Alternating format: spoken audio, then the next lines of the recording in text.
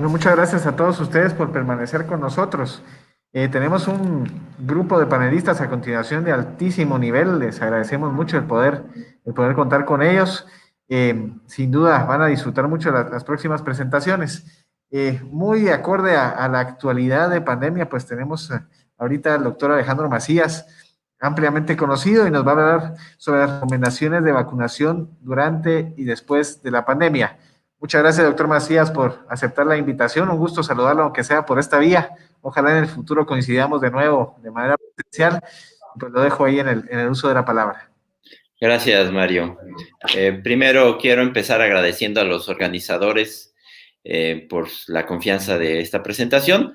Mi objetivo es hablarles de las recomendaciones. Ustedes saben, como en las grandes pandemias, este año será recordado como un año de una gran pandemia en el futuro, porque el mundo no se ha enfrentado a una situación así en los últimos 100 años. Lo estamos viviendo en tiempo real, como en las pinturas de la Edad Media.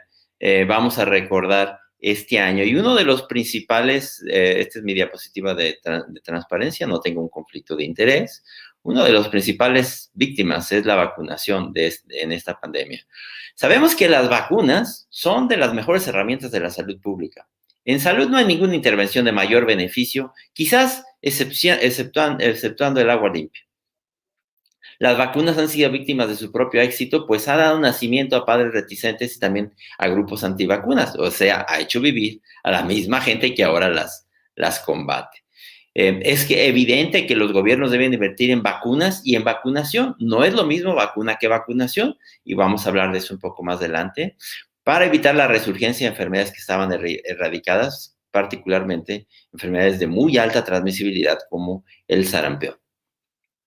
Decía ahora mismo que las vacunas son de las mayores víctimas de la pandemia de COVID-19. La Organización Mundial de la Salud y la UNICEF han hecho aclaraciones de que hay una disminución alarmante en el número de niños que reciben vacunas básicas. Yo diría no solamente en los niños, también en las pocas que solemos aplicar para los adultos. ¿Cuánto es eso? Lo único que podemos decir es que es mucho, pero nadie ha cuantificado ¿cuál es el daño en los esquemas de vacunación? Lo que podemos decir es que es mucho. Hay interrupciones en la entrega, en la aceptación de los servicios de inmunización por temor, entre otras ocasiones, por acudir a los servicios de salud y por cuestiones logísticas que han venido con la pandemia. Por eso hay un riesgo de revertir el progreso que se ha logrado con tanto esfuerzo en las últimas décadas y deteriorar una situación que ya de por sí se había visto estancada en la década pasada. Ustedes vean aquí, ¿dónde estábamos? Ustedes pueden ver que había habido un gran avance en los 80s, 90s sobre todo, pero en la última década nos habíamos estancado, sobre todo en las vacunaciones, digamos, la vacunación del núcleo básico, la que incluye difteria, tosferina, tétanos, la sarampión, primera y segunda dosis de sarampión, en su caso, como los pueden ver acá, luego neumococo, rotavirus, habían ido incrementando paulatinamente. Digamos que se podía decir que había una situación que se tenía que mejorar, pero el mundo iba en franca consolidación hacia tener esquemas completos, o por lo menos de las vacunas básicas. En México, como en muchos países de Latinoamérica, yo hablo solamente por esta que es la que conozco, tenemos una cartilla nacional de vacunación muy parecida a la que tienen en otros países de Latinoamérica. Ha sido uno de los orgullos de la salud pública mexicana y de buena parte de Latinoamérica, que somos países de vacunación. Y lo que podemos decir que este gran logro que hemos tenido hasta los años recientes se encuentra en este momento, sin lugar a duda, en un grave riesgo. Grave riesgo porque estamos teniendo muchos esquemas sin completar, muchos que ni siquiera han iniciado. Algunas madres están completamente desaparecidas de los servicios de salud. Y entonces a la pregunta de, ¿se puede perder la eficacia de las vacunas por la pandemia? Hay que recordar que eficacia es algo que está en condiciones controladas. Las vacunas siguen siendo eficaces, pero para que una vacuna sea eficaz, alguien la tiene que poner. Una vacuna no es eficaz hasta que no se pone, y eso ya es efectividad. Las condiciones reales, es lo que decía, no es lo mismo vacuna que vacunación. La vacuna tiene su eficacia, pero para que sea efectiva, necesita aplicarse y que tenga un costo-beneficio, eso ya es eficiente. Pero, ¿qué pasa cuando las vacunas no se están poniendo? Pues no se pierde la eficacia, pero se pierde la efectividad. Recordemos que esa formulita que es 1 menos 1 sobre la tasa de transmisión, el R0 de la enfermedad, el índice reproductivo, nos señala más o menos qué tasa de inmunidad debemos lograr en la comunidad para que las enfermedades no se sigan transmitiendo. Y obviamente con eso podemos saber cuáles son las enfermedades que están en más riesgo de resurgir, de renacer o de dar brotes una vez que se pierden los esquemas de vacunación que estamos poniendo. Hay algunas controversias al respecto de los R0, de las tasas de reproducción de algunas enfermedades, pero más o menos por ahí andamos en esto. Sabemos, y eso es algo bien aceptado, que el sarampión es con mucho la enfermedad más contagiosa que existe, seguida de enfermedades como la tosferina, la difteria, la viruela, la polio, rubiola. En esas enfermedades que vemos aquí arriba y las paperas, vemos sin duda las enfermedades que pueden reaparecer una vez que se han eliminado, no erradicado, ¿verdad? Se han eliminado, pero van a volver con facilidad. Y aquí creo que con facilidad podemos decir también que la primera que volvería cuando la tasa de vacunación, puesto que esto tiene índices de reproducción arriba de 10, las tasas de vacunación cuando caen de 90% dan pie para resurgencia de enfermedades inmediatamente como el sarampión, la tosferina, menos probablemente la difteria, pero la polio o algunas de las formas de polio, de algunos de los virus de polio, la rubiola ya con menos posibilidad de acuerdo a los índices de reproducción. Pero desde luego que el primero que nos debe preocupar es el sarampión. Entonces, si se pierde la efectividad, ¿verdad? No la eficacia, sino la efectividad. Las vacunas necesitan, para ser efectivas, si alguien los pone, seguramente bajará la esperanza de vida en mayor o menor grado, se usarán más antibióticos, se incrementarían las multiresistencias, puede colapsar el sector salud intermitentemente. Recuerden que, por ejemplo, el sarampión es perfectamente capaz de colapsar el sector salud, la economía puede ser capaz de mostrar inclusive crisis de gobernabilidad, como hemos visto con COVID-19, puede aumentar la desigualdad y pueden aumentar las migraciones. Estamos hablando de lo que puede pasar con la caída de las tasas de vacunación. De hecho, ya nos podemos dar un asomo de lo que es cuando no tenemos las vacunas. De hecho, en la tuberculosis tenemos la BCG, pero ya sabemos que la BCG no es de una gran eficacia y además estamos en un franco desabasto mundial. Ya estamos viendo lo que pudiera ser. La tuberculosis es una enfermedad de una presentación rampante del mundo, precisamente porque no tenemos vacuna y porque la que tenemos no la ponemos completamente. Ya nos podemos dar una idea también de enfermedades como el dengue.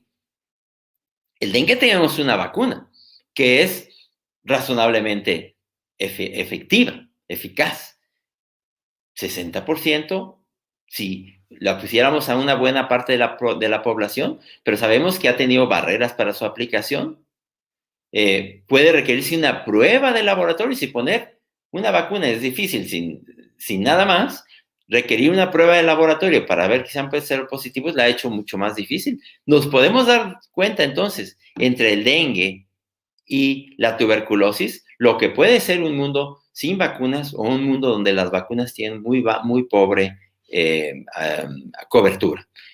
Y hay enfermedades que podemos controlar o mitigar sin vacunas porque responden a otras cosas, como la tuberculosis, el cólera, la tifoidea, la hepatitis A, la hepatitis B en algunas cuestiones que son conductuales, la influenza, igual que COVID-19, responden a cuestiones higiénicas y conductuales, pero lo ideal es tener una vacuna. Hay, sin embargo, enfermedades que por más que intentemos higiene, lo que ustedes me digan, no van a responder si no es a vacunas. Estamos hablando de sarampión, polio, difteria, tosferina, rubiola, paperas y los brotes estacionales de influenza, que van a volver si nosotros no tenemos coberturas suficientes de vacunas. Hay otras que con menos probabilidad o menos intensidad, pero por ejemplo la neumonía por hemófilos influenza, que está ya prácticamente erradicada en buena parte de Latinoamérica, La meningitis por neumococo, que se ha reducido sustancialmente su incidencia,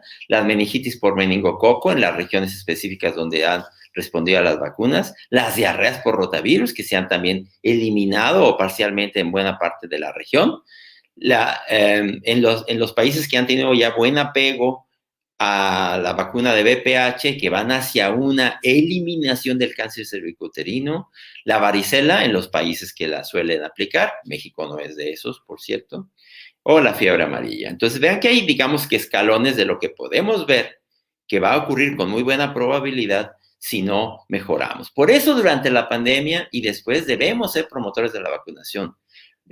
Como lo han dicho, como se ha dicho desde siempre, y vienen los manuales nacionales e internacionales, hay que evitar las oportunidades perdidas de vacunación, sobre todo aclarar dudas, combatir falsas contraindicaciones, ustedes lo saben mejor que yo, la gente que cualquier enfermedad leve, el uso de medicamentos y citan a las mamás que de por sí es difícil que vayan a otra ocasión, que el niño ya no tenga tanto moquito en la nariz, ¿verdad? Que el niño se dé mejor, que no haya tenido diarrea el día anterior. Entonces, hay que invitar a las madres a reaparecer en los centros de salud y de vacunación, porque Latinoamérica es un país de vacunación y ha tenido mucho que ver como esa insistencia y esa presencia de las madres en los centros de vacunación, que por desgracia se han perdido. En un mundo post pérdida de vacunación, decíamos, no sabemos bien a bien, como está en esta referencia de Jayma, cuántas vacunas se han perdido. Lo que sabemos es que se han perdido muchas. Debemos recuperar esa vacunación para poder retomar el paso que llevábamos. En situaciones como las del invierno, la influenza, COVID y virus inicial respiratorio podría tener enormes consecuencias. Por eso debemos vacunar esta estación particularmente más temprano para la influenza, que lleguemos en el hemisferio norte ya hacia diciembre, enero, ya con toda la vacunación puesta. Y es imprescindible combatir las resistencias a la vacunación. Ahora, ¿cómo se combate la resistencia a la vacunación? Hay que entender que los grupos antivacunas. Entonces, para ese 2020, ¿hay que vacunarse de influenza? Desde luego. Este año es particularmente importante para evitar la sindemia. El Cono Sur, hay que decir que acaba de dejar la estación de influenza y fueron bastante exitosos en evitarla, igual que Australia, Nueva Zelanda.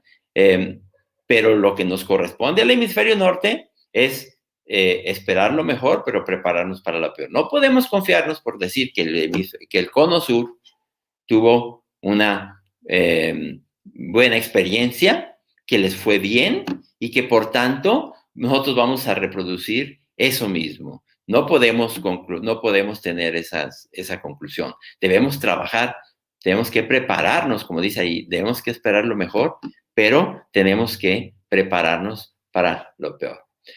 Hablando específicamente de por qué vamos a necesitar una vacuna de COVID-19, es que sin una vacuna de COVID-19 vamos a poder hacer muchas cosas al respecto de la conducta, del uso de la mascarilla, que ya la tenemos aquí ahora, la sana distancia, que sin duda eso evita en buena medida la transmisión de la enfermedad.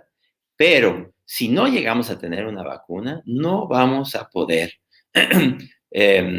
controlar esta enfermedad y volver a nuestra realidad, digamos, del 2019. Sin una vacuna, la pandemia se va a perpetuar. El virus difícilmente se va a eliminar o a entrar en un buen control. La economía se verá afectada por lustros y la angustia será permanente porque es una enfermedad terrible. Los que la hemos visto sabemos que es terrible y tenemos miedo de enfermarnos, ¿verdad? Los que ya se enfermaron tienen miedo de volverse a enfermar y los que no nos hemos enfermado tenemos temor de enfermarnos. Entonces, es imprescindible que lleguemos a tener una vacuna. Por fortuna, de acuerdo con informes recientes de quienes van muy avanzados en la investigación, sabemos que vamos a tener buenas vacunas de COVID-19. Ya parece estar fuera de duda. Vamos a tener buenas vacunas. De acuerdo con los informes, por lo menos de lo que ha publicado recientemente Pfizer, también Moderna, las mismas vacunas de Gamaleya en Rusia, parece que vamos a tener vacunas con eficacias superiores al 80 y 90%. Pero recordemos que COVID-19, a diferencia de influenza, cuando se va, no deja mucha gente inmune. COVID-19 causa grandes estragos y deja poblaciones que probablemente no dejan una inmunidad natural, digamos, de más del 10 o 20%. Entonces, aunque tengamos vacunas de alta eficacia, vamos a tener, para coberturas del 10 o 20%, vamos a tener que tener alcances de 60% en la población. Se dice fácil, pero recuerden, yo les doy el ejemplo de México, somos 130 millones de habitantes. Es una vacuna que muy probablemente se va a tener que poner en 2 dosis para cubrir, digamos, el 50% de la población. Muy probablemente nos va a tomar, aunque podamos vacunar a 200,000 personas todos los días, nos va a tomar todo un año poder vacunar. Entonces, la vacuna de COVID-19, sin duda, que va a ser nos va a permitir volver a la normalidad, pero no va a ser sencillo ponerlo ni lo vamos a poder hacer rápido. Hay un hecho también que vamos a tener que seguir combatiendo con el movimiento antivacunas. Los movimientos antivacunas crecen a pesar de cientos de estudios de eficacia, seguridad y valor económico de las vacunas. Todos estamos obligados a batallar contra eso. Estos movimientos han dañado la inmunidad de rebaño en buena parte del mundo. Por fortuna, en menor intensidad en América Latina. Hay que decir que nosotros los latinoamericanos tenemos la gran ventaja de tener pueblos que son abiertos, que creen en la vacunación. Y ahorita voy a hablar un poco al respecto de la educación, al respecto de la vacunación. Los movimientos antivacunas han sido exitosos. Hay que decir que hay que usar sus mismas herramientas, las redes sociales para decir nuestra verdad y estar insistiendo en el valor siempre de las vacunas, evitar lo que decíamos, las pérdidas de la vacunación, porque, miren, la educación mejora la cobertura. Hay que decir que yo les muestro aquí, por ejemplo, nuestro panel de vacunación de la pandemia de 2009. Nunca tuvimos problema para vacunar a todo el mundo que quisimos en México durante la pandemia de 2009. Pero, por desgracia, esta curva de vacunación y la gente que permite vacunarse no necesariamente es la gente más educada. A veces es paradójico que a mayor educación hay más resistencia a la vacunación. Entonces, una educación, no vamos a exclusivamente incrementar la vacunación a fuerza de la educación. Hay inclusive dudas de que la gente que ya está atrincherada en su posición de que las vacunas no funcionan o causan autismo o causan problemas serios, de si esa gente la puedes sacar de sus casillas y volverla. Parece que es difícil, por lo menos así opinan varios autores. A mí me gustaría terminar diciendo que hay mejores maneras de promover la vacunación, que es nosotros mismos ser asertivos, ser firmes. Cuando las madres nos pregunten, ser firme, no dar pie a dudas, usar nuestras redes sociales, no nada más para decir qué rico estamos desayunando, sino para estar siempre defendiendo las dos principales medidas de la salud pública, que son la higiene, el agua limpia, las vacunaciones. Porque tenemos gente muy peligrosa, gente como el presidente Trump, que ha sido un promotor de los grupos antivacunas. Aquí no está ni más ni menos que ante Andrew Wakefield, uno de los grandes, uno de las personas que más grande daño han hecho a las vacunas, cuando se inventó que el sarampión, que la vacuna del sarampión daba autismo. Creo que entonces estamos nosotros jugando, por fortuna, en ligas diferentes, estamos convencidos de la vacunación, tenemos una enorme tarea por delante porque hemos dejado de vacunar con la COVID-19. Por fortuna también creo que todos estamos convencidos de que debemos hacerlo y lo vamos a tener que hacer. Sabemos cómo hacerlo. Hay que emprender aquí y ahora porque la pandemia de COVID-19 va para largo. Muchas gracias por su atención. Muchísimas gracias, doctor Macías. Excelente exposición. Vamos a dejar las preguntas para el final y vamos a continuar con nuestro programa. A continuación tenemos al doctor Eduardo Ortega Barría de Panamá. Un tema también que nos ha tocado ahorita a todos, volvernos tecnólogos en vacunas, es muy actual y la verdad que lo estamos esperando mucho, doctor, las tecnologías en vacunas. Adelante, doctor Ortega. Mario, muchas gracias. Creo que es un tema muy relevante. Estamos viviendo una revolución tecnológica y creo que vamos a dividir el mundo de la vacunología en antes de COVID-19 y después de COVID-19. Y quizás alguna de estas tecnologías va a cambiar el mundo de la salud pública. Yo esperaba con ansia los resultados, tenía muchas dudas. Ahora creo que estamos viviendo algo que yo en los momentos más optimistas no esperaba, que era esa eficacia altísima que ambas vacunas han anunciado. Este es mi conflicto de interés. Trabajo para GlaxoSmithKline. Esta es la agenda. Yo los voy a caminar un poco por la evolución de las tecnologías de vacunas y voy a tocar algunas de estas tecnologías, algunas un poco más en detalle que otras. Si uno evalúa cómo ha evolucionado la historia de la tecnología de vacunas, y esta diapositiva intenta mostrarlo, en el lado izquierdo con los círculos de color, vemos las diferentes tecnologías. En la parte inferior de la diapositiva, en el eje de las X, vemos la evolución en tiempo y las flechas nos dicen en el momento que las tecnologías se establecen y cómo van progresando en el tiempo. Las flechas básicamente nos llevan a decir que muchas de estas tecnologías que ya tienen mucho tiempo de haber sido implementadas todavía son de utilidad el día de hoy y realmente han tenido un impacto en salud pública tremendo. Si nosotros agarramos el año 1970 y lanzamos una línea vertical y vemos hacia la izquierda de esa línea vertical imaginaria, lo que vemos son puros círculos rojos y puros círculos verdes. Y eso significa que estas son vacunas vivas, atenuadas o inactivadas, tecnologías básicas de hace muchos años que fueron desarrolladas empíricamente. Vemos también ahí en color azul claro y en color morado las toxoides y los polisacáridos capsulares que básicamente nos llevan a la conclusión de que no era necesario aislar el organismo completo y que con una subunidad de este organismo podíamos ofrecer una buena inmunogenicidad y una buena protección.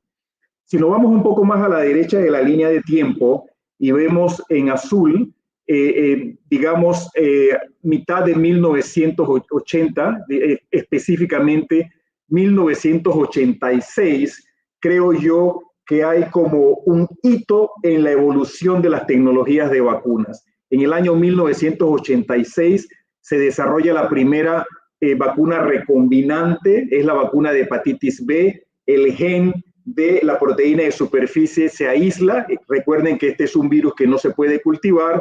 Se introduce en una levadura, la levadura clásica que utilizamos para preparar pan o para preparar cerveza, y en grandes fermentadores se producen proteínas recombinantes que una vez purificadas producen partículas semejantes a virus. Y de manera importante, Pablo Valenzuela, un chileno en Cayron, en California, en aquella época, es responsable de esta primera vacuna. Un año después, en 1987, se desarrollan las primeras vacunas de polisacáridos conjugados. Los linfocitos T no son capaces de ver a los polisacáridos, necesitan que se les presenten proteínas, y cuando uno conjuga los polisacáridos con las proteínas acarreadoras, ahora convierte a estos antígenos en linfocitos T dependientes y los niños son capaces de mostrar una respuesta inmune robusta con protección. En realidad, si yo resumo esta diapositiva, es en el siglo XXI, a partir del año 2000, en donde nosotros comenzamos a ver tecnologías nuevas como las proteínas recombinantes que nos dan, por ejemplo, la vacuna del papilomavirus, la vacuna en contra del virus zóster. Por ejemplo, tenemos tecnologías de virus reabsortantes que nos da la vacuna pentavalente de rotavirus, y tenemos tecnologías de vectores virales. De hecho, la vacuna de dengue que Sanofi desarrolló utiliza un acarreador, que en este caso es la vacuna de fiebre amarilla, y más recientemente este año se aprueba otra vacuna de vector viral, que es la vacuna de ébola. Esta diapositiva básicamente lo que nos dice es que hay nuevas tecnologías emergentes y que estas han impulsado un nuevo paradigma en el desarrollo racional, ya no empírico, de las vacunas, y que este desarrollo racional es mucho más rápido, razón por la cual hoy podemos tener vacunas para COVID-19 en menos de un año. En esta diapositiva tenemos 3 componentes: en el lado izquierdo el descubrimiento de antígenos, en el lado derecho lo que sería el diseño y entrega de los inmunógenos. Hay una diferencia entre antígeno y inmunógeno, y en el medio tenemos los modelos animales. Tenemos modelos, por ejemplo, humanizados, en el caso de ratones, que nos permiten introducir genes como AC2, por ejemplo, y convertir estos animales pequeños en modelos adecuados para estudiar algunas de estas vacunas candidatas. Estos 3 convergen en el desarrollo de nuevos análisis, entendimiento de nuevos mecanismos de inmunidad, correlatos de protección y vacunas candidatas. Yo voy a tocar algunos de estos elementos que están en la diapositiva. En el lado izquierdo, por ejemplo, producción de monoclonales humanos a partir de una sola célula, con secuenciación de la cadena pesada y la cadena ligera de inmunoglobulinas, que pueden ser aislados estos linfocitos B de individuos, por ejemplo, recuperándose de COVID-19. Tenemos también, por ejemplo, análisis estructural de las proteínas, y ese análisis estructural y su relación con la función nos permite, por ejemplo, en el caso de COVID-19, identificar el dominio de receptor, el dominio de unión al receptor de esta proteína S en la superficie de COVID-19, y nos permite diseñar proteínas de vacunas con toda la proteína S, solamente con el segmento 1 o solamente con el dominio de unión al receptor. Y en el lado derecho, no me voy a detener porque cada una de estas la voy a ir presentando poco a poco, tenemos otras alternativas, por ejemplo, caracterización fenotípica de una sola célula inmunológica, que nos permite evaluar las características desde el punto de vista de expresión de citoquinas o de expresión de receptores de tipo inmune, acarreadores virales y, por ejemplo, parches de microagujas que nos van a llevar a no necesitar inyecciones en el futuro. Vamos a hablar rápidamente de la primera tecnología. Esta es la biología sintética. Esto básicamente parte del diseño de moléculas artificiales que utilizan cierto conocimiento biológico, y a través de análisis computacional, algoritmos computacionales, nosotros podemos diseñar una vacuna, mejorar esa vacuna, crear nuevos candidatos a vacuna. Por ejemplo, COVID-19, el patógeno se aísla el 7 de enero, el 10 de enero se publica la secuencia genética de este virus, y 3 días después, el 13 de enero, ya Moderna tenía candidatos a vacunas sin la necesidad de cultivar el virus en el laboratorio, sino que a través de sintetizar el ácido ribonucleico totalmente en el laboratorio, sin necesidad de ninguna célula, ellos pudieron modificar esta proteína, codificar esta proteína S en el ARN mensajero, y de esta manera producir moléculas que son antigénicas. Esto no es nuevo. De hecho, esta tecnología tiene más de 30 años. En esta diapositiva les presento los primeros estudios que se hicieron en 1990 utilizando RNA y DNA desnudo, inyectándose directamente en el músculo de ratón. Estos utilizaban en este caso lo que se llaman genes reporteros, que codificaban para algunas enzimas como la clorafericol acetiltransferasa, la luciferasa o la beta-galactosidasa, que una vez inyectadas en el músculo sin ningún tipo de acarreador, estas enzimas se producían dentro del músculo del ratón inmunizado. Y no solo eso, esto producía una respuesta inmune humoral y una respuesta inmune celular, específicamente de linfocitos T, CD8 citotóxicos. De tal manera que aquí se crea la prueba de concepto de que uno podía desarrollar vacunas inyectando directamente ácido desoxirribonucleico o ácido ribonucleico en animales. Tomó mucho tiempo. Hay razones por las cuales ha tomado 30 años para llegar en el momento que estamos, pero no es un accidente que hoy podamos tener vacunas de ácido ribonucleico en 10 meses. Aquí les estoy presentando de alguna manera las ventajas de las vacunas de ácidos nucleicos. El antígeno se genera dentro de la célula, a diferencia de una vacuna en donde se utiliza una proteína recombinante el ácido ribonucleico o desoxirribonucleico entra a la célula. Eso lo podemos ver en el lado derecho de la diapositiva. En este caso, por ejemplo, el ácido ribonucleico dentro de una partícula de nanolípidos entra al citoplasma. En el citoplasma el ARN mensajero es liberado, se monta dentro del ribosoma y la proteína traduce el ribosoma traduce ese ácido ribonucleico y produce proteínas dentro de la célula. Esto hace que estas proteínas sean procesadas dentro de la célula, sean presentadas principalmente en el complejo mayor de histocompatibilidad tipo 1, y esto hace que se produzca una respuesta inmune humoral y una respuesta inmune celular de muy alto nivel.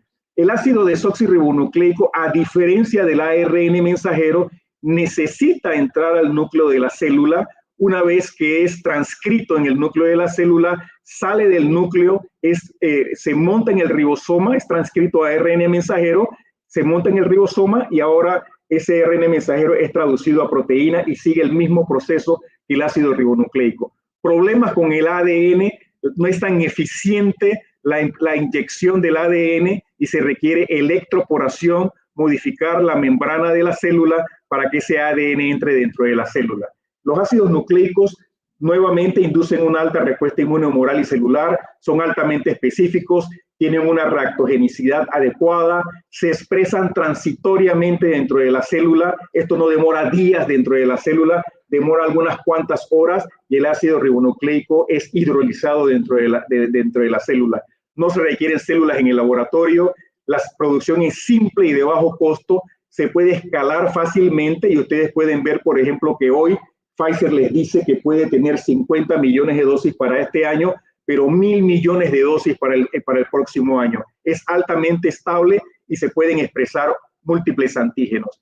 Yo siento que me estoy quedando sin tiempo y yo hablo mucho, así que voy a ir pasando a las siguientes tecnologías.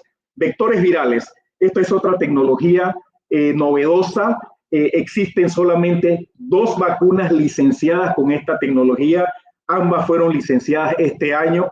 Ambas son para virus del ébola.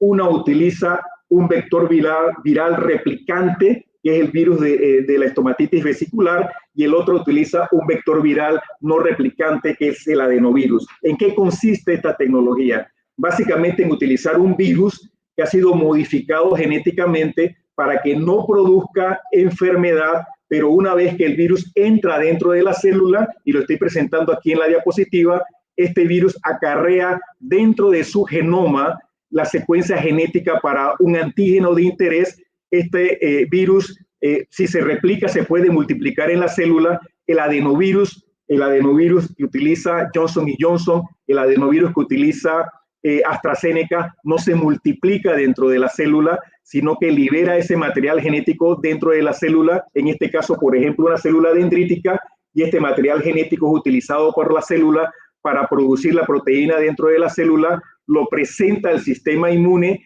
y este sistema de presentación o de producción de vacunas es todavía más robusto que el ácido ribonucleico y que el ácido desoxirribonucleico para estimular la inmunidad de tipo celular. Hay varios vectores virales. Les mencioné el virus de la fiebre amarilla, que fue el que se utilizó para la vacuna de dengue de Sanofi.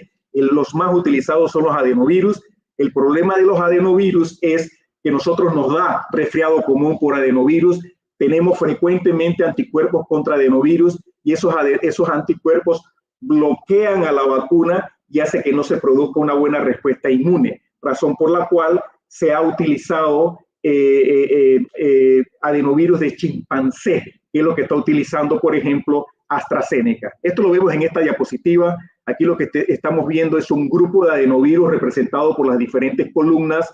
Aquí, en el eje de las Y, vemos la presencia de anticuerpos en contra de los adenovirus, y las 2 primeras columnas son adenovirus humano. Por ejemplo, el adenovirus humano 5, que es el que utiliza la compañía CanSino Bio en China, y el que utiliza el Instituto Gamaleya en Rusia. Este adenovirus humano 5, hay un número importante de personas que tienen anticuerpos, y estos anticuerpos pueden bloquear este adenovirus humano, razón por la cual frecuentemente se utiliza lo que se llama Prime and Boost, en el cual se utiliza un adenovirus para darte la primera dosis y se utiliza un segundo adenovirus para darte la segunda dosis. En el caso de AstraZeneca, a diferencia de lo que hace el Instituto Gamaleya, ellos están utilizando adenovirus de chimpancé.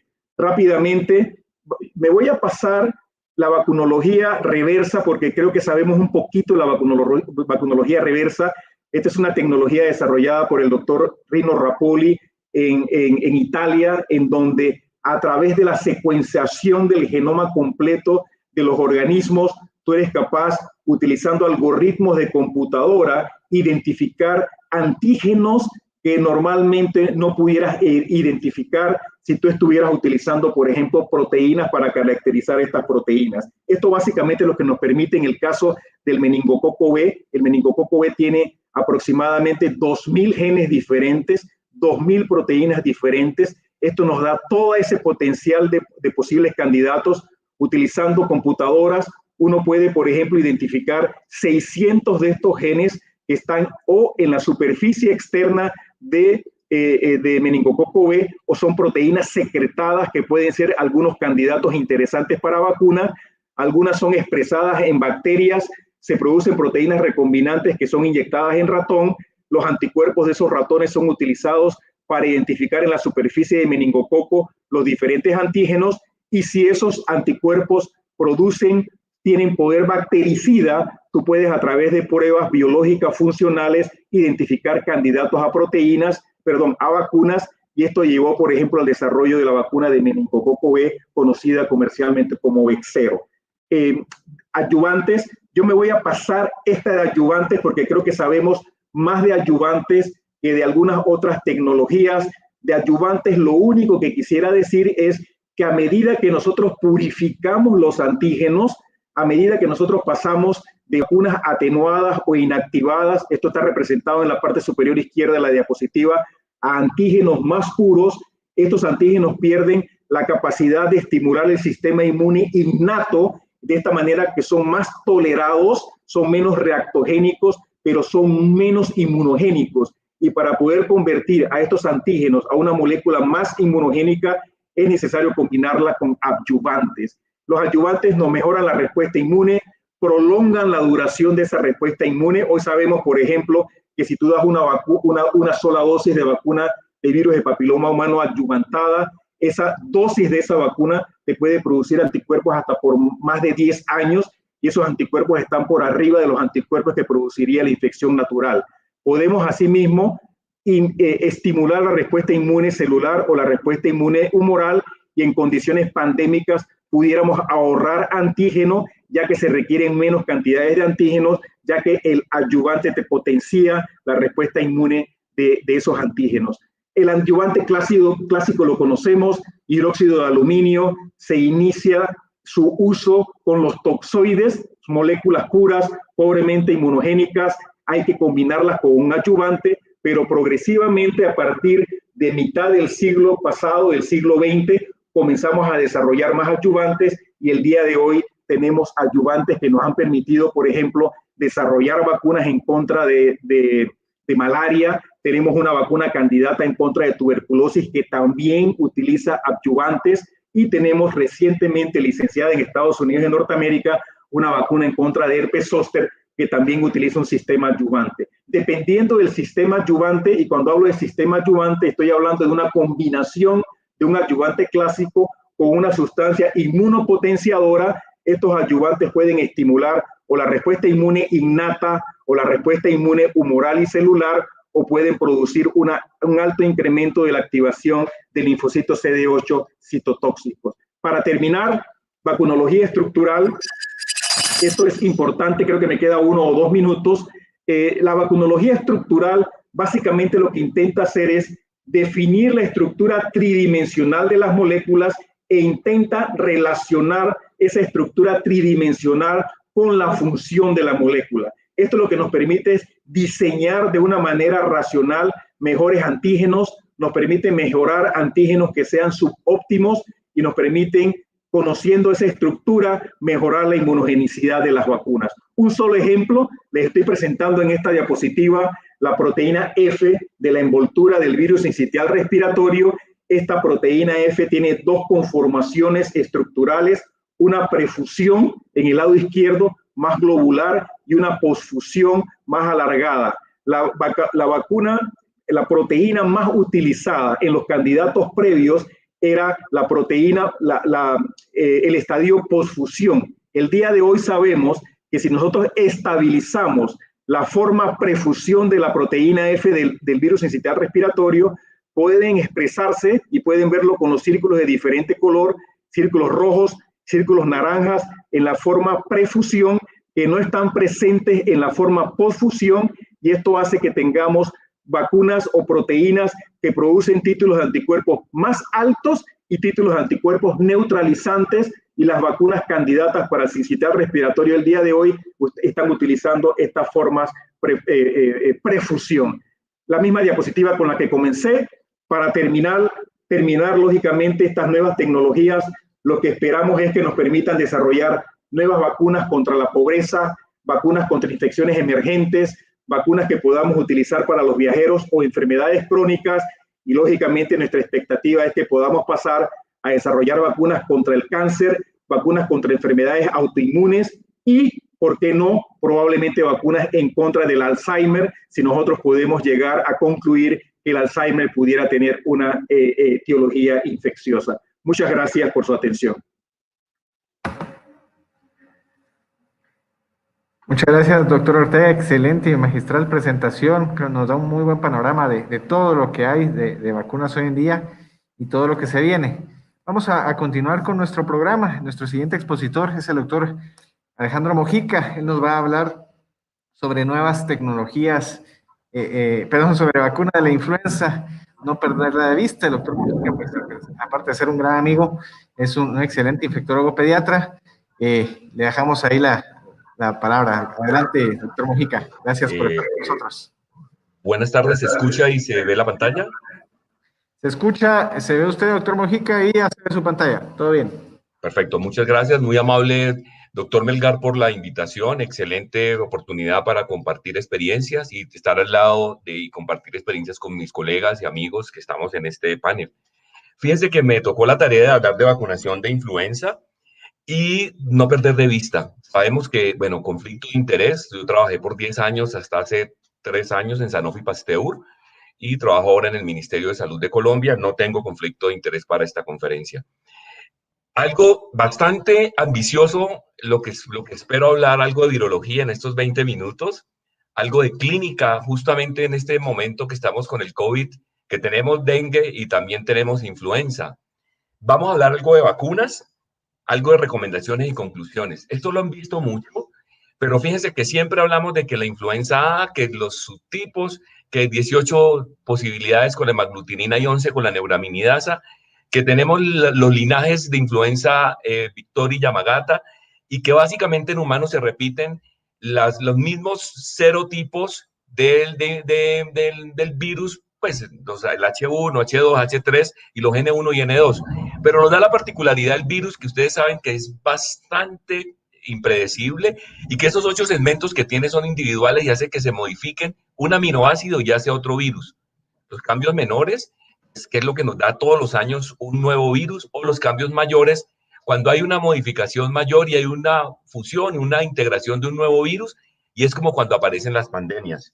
Hablamos de pandemia.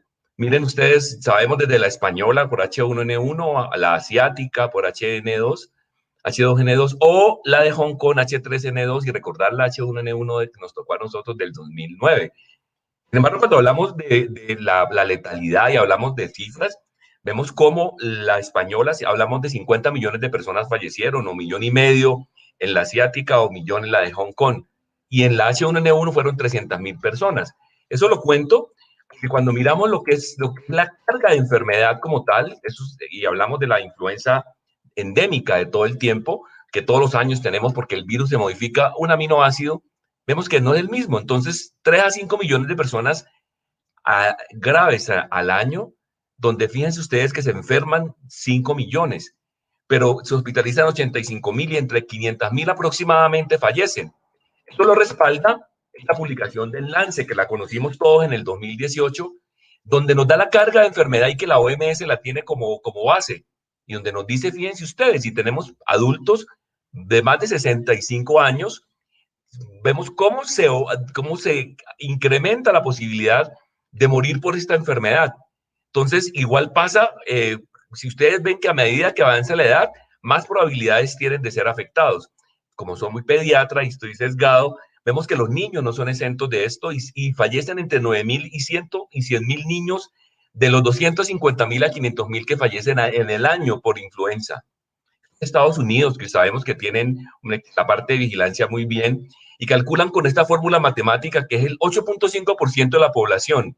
Y nos dice que si una población de 300 millones tiene aproximadamente, ustedes saben, entre 18 y 28 millones de consultas médicas, pero entre 39 y 56 millones de casos. Miren las muertes que son las que tuvieron en la temporada 2019-2020. Y muy interesante ver ellos que miran las muertes por influenza en niños, 110 en la temporada 2016-2017, o 143 entre 2018 y 2019, y en la temporada del año pasado, 3, pero recuerden que ahí entró la pandemia. Esta diapositiva me la prestó un colega colombiano, el doctor Iván Felipe Gutiérrez. Él hizo una relación de virus y sistema respiratorio, lo más frecuente en infección respiratoria en pediatría, influenza, esto antes de la pandemia por SARS-CoV-2 COVID-19 y el adenovirus. Vemos cómo neumonía sigue siendo muy importante, sobre todo en la población pediátrica como complicación. Pero vean ustedes los que ingresan a la unidad y que corresponde a influenza comparado con virus sistema respiratorio y con adenovirus. Algo también interesante es todo lo que significa las personas con alguna condición que generan complicación cuando tienen influenza. Ahí están todas las condiciones que conocemos, los crónicos musculares, los crónicos pulmonares, hepáticos, los crónicos renales, los de falla cardíaca, todo lo relacionado con inmunodeficiencia, los trastornos metabólicos como la diabetes, la obesidad mórbida, la enfermedad de células falciformes, y las comorbilidades y los grupos especiales que siempre sabemos, mayores de 60, 65 años, las personas con los nativos de las diferentes áreas, los niños, sobre todo menores de 5 años, las personas que están institucionalizadas y las embarazadas. Esto también es muy importante porque nos dice qué posibilidad y compara niños que están en verde y azul, los adultos, de hospitalizarse por cada una de las patologías que les mencioné. Y, por ejemplo, cardiovascular, la mitad se hospitaliza si le da una influenza. O si tiene un desorden metabólico, igual. Esto mismo está para COVID y comparte casi todas las mismas características de una influenza cuando una persona tiene una comorbilidad y le da una influenza o un COVID. Y estas son las complicaciones que ustedes las pueden ver. Es una gama amplia de complicaciones cardiovasculares, hematológicas, neurológicas, oculares, pulmonares, renales, relacionadas con la influenza, sufrir la enfermedad. Me gusta mucho porque vemos cómo las embarazadas, fíjense ustedes, incrementa no solo la morbilidad, sino también la hospitalización, la probabilidad de morir también, que lo aprendimos con la pandemia de H1N1, y sabemos también y recordar que se instauró desde el año 2009 en casi todos los programas, y fue en el 2012 casi todos los programas de la región tenían vacunación para embarazadas. Pero a nivel del feto, lo que significa no solamente restricción del crecimiento intrauterino, todo lo que significa morbilidad, bajo peso para el infante y todo lo que tiene que ver con a nivel incluso muerte neonatal.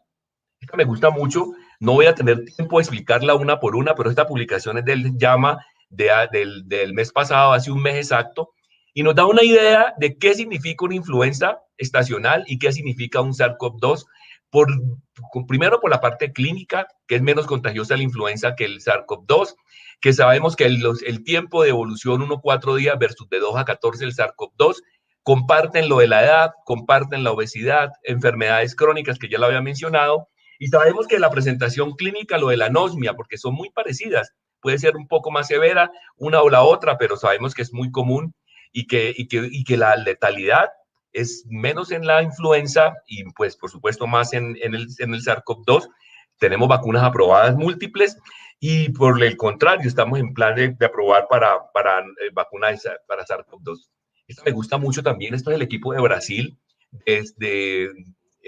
básicamente de la Universidad de Brasilia, donde nos muestra la influenza y nos muestra el SARS-CoV-2. Aquí habla de los receptores, que me pareció importante destacar. requieren receptores para el ácido oxálico versus acá los ACE2, recuerdan, para el SARS-CoV-2. Y miren, esto fue para septiembre. Comparan H1N1 con la pandemia. En H1, lo que ven en rojo son los mayores de 10.000 casos. Entonces, Estados Unidos, Rusia, algunos países en Europa. Y lo que ven en café, pues eso tenía entre 1.000 y 5.000 casos. Hablamos de casos. Cuando miramos la pandemia, allá hablamos de millones. Fíjense ustedes, SARS-CoV-2, COVID-19 para septiembre, iban en lo que ven en rojo, es más de 1 millón. Lo que ven en amarillo, entre 500.000 y 1 millón. Eso ha cambiado ahora en noviembre. Pero es muy interesante ver cómo se compara en el número de casos. Y esto comparten en común, es la misma publicación. Primero, la forma de transmisión por gotas es para ambas. Se sabe que lo de aerosol es discutido, pero se sabe que cuando yo genero aerosol por algunas características, hago una intubación, hago nebulizaciones, ambas se pueden transmitir por vía aérea. Y sabemos lo de los fomites, que aprendimos que 5 días puede durar el virus, por eso el lavado de manos, limpieza y desinfección de superficies, y en los 2 metros reglamentarios, que es fundamental, que es más o menos el espacio que se ve del virus, puede una vez sale del tracto respiratorio de alguien infectado a una persona a donde va. Cuando miramos cómo se comporta desde el punto de vista de severidad, de muertes y todo lo demás, por supuesto vemos la severidad en el SARS-CoV-2, COVID-19 comparado con influenza.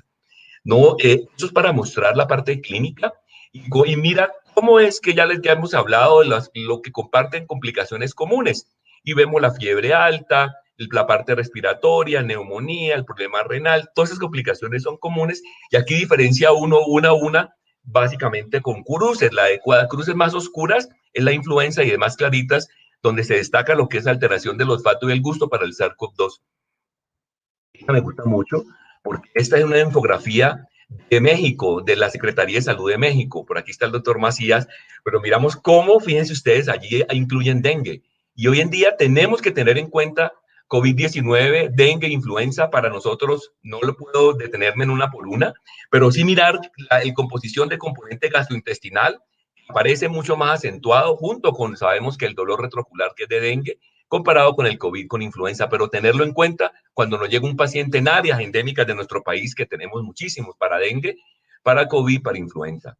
Desde el punto de vista epidemiológico, la influenza sabemos que el hemisferio norte, época de frío, cuando hay nieve, en el hemisferio sur igual, la época de frío a mitad del año ya pasaron, y nosotros en el trópico todo el año circula influenza.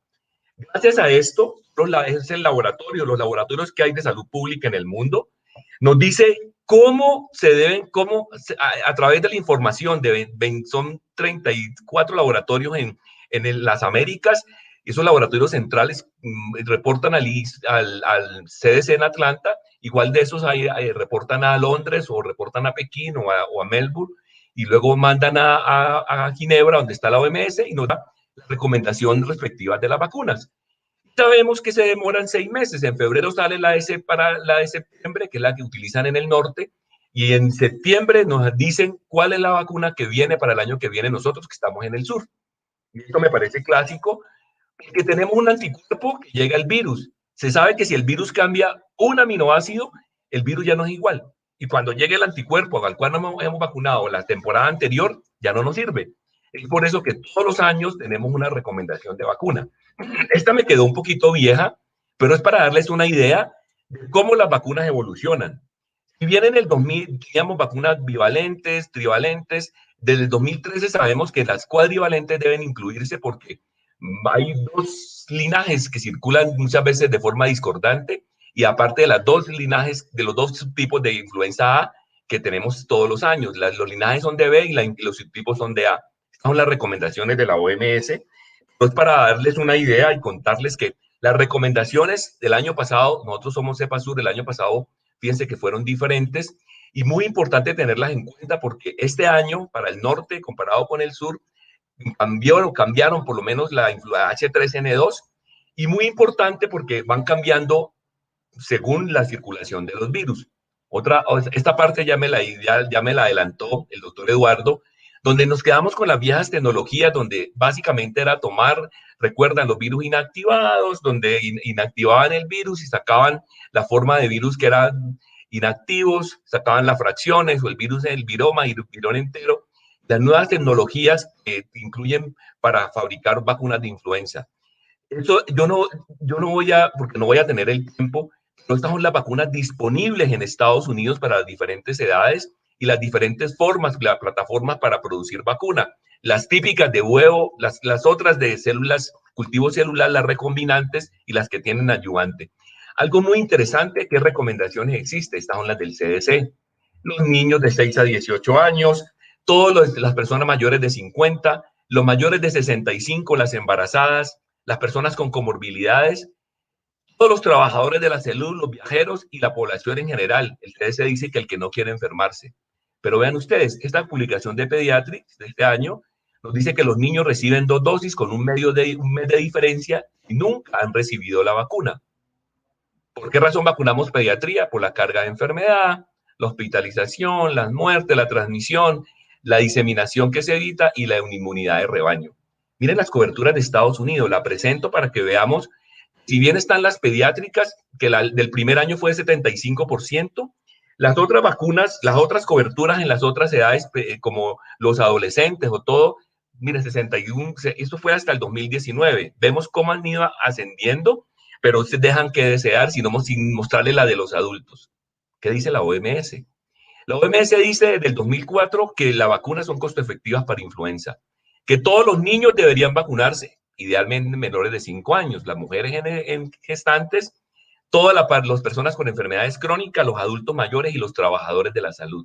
En el 2012 el SAGE ratifica lo mismo y hace una gran influencia y énfasis en que los trabajadores de la salud deberíamos vacunarnos. Por un lado, por el alto riesgo que implica tener una influenza, por el incremento del ausentismo laboral, por todo lo que significa mejorar lo que son resultados y lo otro, los beneficios económicos.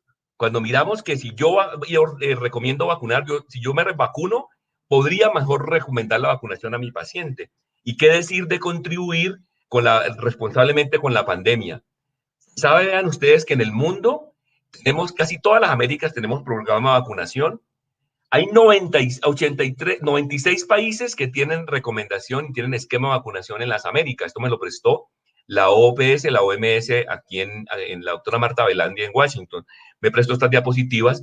Pero vean ustedes que son 96 países que lo tienen, pero hay 83 que no tienen recomendación de vacunación de influenza. Y vean ustedes, en las Américas, antes de Salvador, Honduras para abajo, todos tenemos cepa sur, a excepción de Ecuador y Venezuela. Y que tenía también Guatemala, pero se pasó a cepa norte de nuevo. Ellos venían con norte, se pasaron a sur un tiempo y volvieron a tener cepa norte del 2018. ¿Para qué les cuento esto? Cuando miramos las coberturas que hay en la región, vemos que hay 30 países que tienen vacunación para niños. Si ustedes ven, es bastante diferente. Por ejemplo, miren, Guatemala tiene muy buenas coberturas. Esto está hasta el 2019, quepa la aclaración. Pero cuando ustedes ven algunos países, fíjense ustedes, aquí no está Colombia, ya les muestro cómo va en Colombia, en nuestro país, y miren la vacunación del adulto mayor. Aquí sí está Colombia y vemos que no alcanzamos el 80%, pero están países como Argentina o está como México, que son excelentes coberturas del adulto mayor. Si mostramos, esto es hasta el 2019, vacunación de las embarazadas, es bastante heterogénea la vacunación en la región, muy buena vacunación en Argentina, o vemos vemos en Cuba, o vemos incluso en Bolivia, en Brasil, excelente, incluso en Nicaragua, vemos en Honduras y en México. Pero vean ustedes la vacunación del trabajador de la salud. Ahí es importante destacar lo de México, lo de Argentina, Honduras muy bien, Nicaragua, aquí está incluso Costa Rica. Pero vean ustedes qué ha pasado. Tenemos que tener en cuenta que estamos en la pandemia y si bien la circulación nos da la tendencia que durante el hemisferio norte, sabemos que la mayoría, que es el primer grupo, entre septiembre y empieza en octubre, en noviembre, diciembre, hasta marzo, que ahí se ve reflejado hasta cuando empezó la pandemia, que se ve plana la circulación de los otros virus. Ustedes ven que en el Caribe de pronto se extiende un poco más, en la región andina y en el cono sur tuvimos el pico de la mitad de año del cono sur, pero fue bastante plano, hubo disminuciones de la circulación de los virus sitiales, igual que los virus de la influenza, y eso pasó también aquí en mi país, Colombia. Sin embargo, fíjense ustedes que en época de pandemia, en el contexto como tal, la recomendación vino desde la OPS y desde la OMS, donde sabemos lo que significan hospitalizaciones y muerte por influenza, y se generaron algunas recomendaciones desde la OMS que cascadearon a nuestros países y las adoptamos en nuestros lineamientos. ¿Para qué cuento esto? Porque fíjense ustedes que nosotros seguimos vacunando. En Colombia tenemos dos picos, un pico en mayo cuando empieza en lluvia y otro entre octubre, noviembre y diciembre, que justamente estamos en este momento, esos dos picos donde circula influenza. Y en este momento, con todo el mundo fuera, ya pasó el confinamiento, esperamos que sean muchas personas afectadas.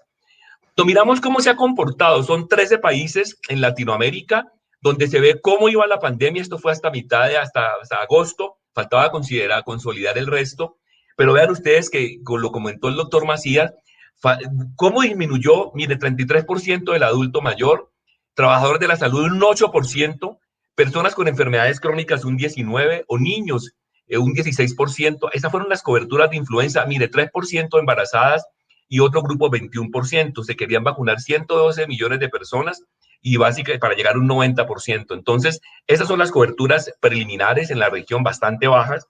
Estas son las de mi país, donde ustedes observan cómo, aquí no alcanzan a ver acá, pero yo se los traduzco, la segunda dosis que es tan importante, influenza en niños, apenas llegamos a un 60%. La vacunación de los niños en el primer año llegamos a un 70%. Y vemos que en este minuto que me falta, cómo las embarazadas mejoramos, pero ustedes ven el país para adulto mayor y para personas con riesgo casi todo en rojo. Quiere decir que no llegamos a coberturas útiles. En este último, penúltimo slide les muestro, si yo como trabajador de la salud recomiendo la vacunación, eso mejora las coberturas, pero el grupo que sigue, mi doctora María Luisa y Rolando, nos van a mostrar que hay un grupo de personas que no creen la vacuna. Y ese grupo de personas interfiere, no solamente antivacunas, sino de los anticiencia. Entonces, mi mensaje es que si yo recomiendo la vacunación, no se me olvida cuando miro el calendario, no solamente niños, miro los adultos, miro que la embarazada debe tener vacuna de influenza, eso mejora. En conclusión, vemos cómo la epidemiología justifica la recomendación de la vacunación. Sabemos que hay influenza en todas las edades. Por un lado, la vacunación reduce hospitalización, reduce mortalidad en niños, adultos mayores y embarazadas. Las comorbilidades, las personas que tienen, significa que si yo vacuno diabéticos, EPOC, cardiovasculares, inmunocomprometidos, va a disminuir lo que es hospitalización y mortalidad.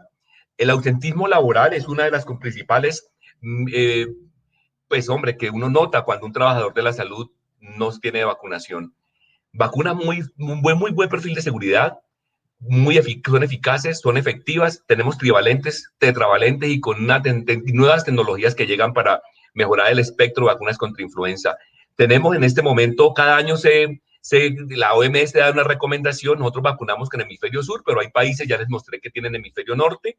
Ideal es vacunar como en Estados Unidos, que es todo el mundo universal, y es cada año. Sin embargo, este año, ojo, porque aparte de la pandemia, por SARS-CoV-2, aparte del dengue, tenemos que seguir pensando en influenza. Muchas gracias por la invitación, muchas gracias a ustedes por darme la oportunidad de comentar rápidamente esto. Bueno, y en preguntas aclararemos algunas cosas, discutiremos algunos mensajes. Muchas gracias. Gracias, doctor Mojica. Un gusto y muy buena plática. Le agradecemos mucho el poner ahí otra vez el dedo en la llaga, diríamos, de influenza. Como dijo usted, vamos a dejar las preguntas para el final. Vamos a seguir con el programa. A continuación tenemos el privilegio de contar con María Luisa Ávila, también ampliamente conocida, muy buena amiga. Y pues bueno, nos va a hablar de un tema que sigue siendo importante y creo que ahorita va a ser todavía más importante probablemente en el futuro cercano, que es reticencia a la vacunación. Adelante, María Luisa, gracias por estar acá. Muchísimas gracias, Mario. Para mí es un gusto estar con ustedes y por supuesto que agradezco mucho la invitación y poder compartir hoy esta mesa con tan queridos colegas y amigos. Muchas gracias. Para esta conferencia no tengo ningún conflicto de interés que declarar, pero sí mencionar que las vacunas salvan vidas y como lo decía Alejandro en la primera presentación, sobre todo cuando tenemos esquemas de vacunación robustos y programas adecuados. Posiblemente nos preguntemos si la reticencia vacunal es un problema de salud pública y sin lugar a dudas lo es, y si ya nosotros debemos estar preparados para combatir esa reticencia, y también es una respuesta afirmativa, tenemos que irnos preparando para combatir esta reticencia vacunal que, como la Organización Mundial de la Salud lo dijo el año pasado, ocupa un lugar muy importante en las 10 primeras causas que amenazan la salud de las personas. Y ahora en la era pandémica nos hemos dado cuenta de la importancia que adquiere estar bien preparados para la reticencia vacunal, la cual se define como un retardo en aceptación o rechazo a las vacunas a pesar que tengamos disponibilidad de servicios de vacunación. Y es importante recordar que esto es un continuum, que hay personas que son pro vacunas 100% y se las van a poner siempre, otros que las van a rechazar siempre, y como decía también Alejandro, es probable que haya, pero si hay un grupo en el centro de esta reticencia donde nosotros podemos actuar, y sobre todo con buena información y con mucha transparencia, vamos a lograr que esas personas entiendan la importancia que tiene la vacunación. Así es que la reticencia a las vacunas es una consecuencia del éxito. El riesgo de la enfermedad, solamente cuando está activa la gente entiende lo que representa, y en ese momento en que el riesgo es alto, la reticencia es baja, pero cuando el riesgo es bajo, la reticencia aumenta. Y obviamente el tema de la seguridad de las vacunas, que es una preocupación muy válida que tienen las personas y que por supuesto también tenemos nosotros, y que cada vez se van logrando tener vacunas que nos ofrecen una mayor seguridad con muy pocos eventos adversos, usualmente locales. Y es que entendamos que la baja cobertura vacunal tiene muchos determinantes, y a veces a los que somos tan pro vacunas nos cuesta entender que las personas no asimilen el concepto que para nosotros es suficientemente claro. Pero también en esta era de la información y a veces de la desinformación hay muchos determinantes para que hayan bajas coberturas. Y uno de esos determinantes es, sin lugar a dudas, la reticencia vacunal. Y se da un círculo, que era lo que les decía anteriormente. Una vez que las enfermedades controlables por vacunas son bajas en incidencia, la persona ya dice, ¿para qué vacunarme? Es cuando empiezan de nuevo a aumentar, donde la persona pide la vacuna. Y en ese círculo es donde nosotros debemos de actuar para lograr el objetivo común, que es que los niños, en nuestro caso como pediatras, se vacunen. Y vean ustedes que recientemente una publicación, no es tan reciente esta publicación, pero sí se han repetido estudios recientes que indican básicamente lo mismo.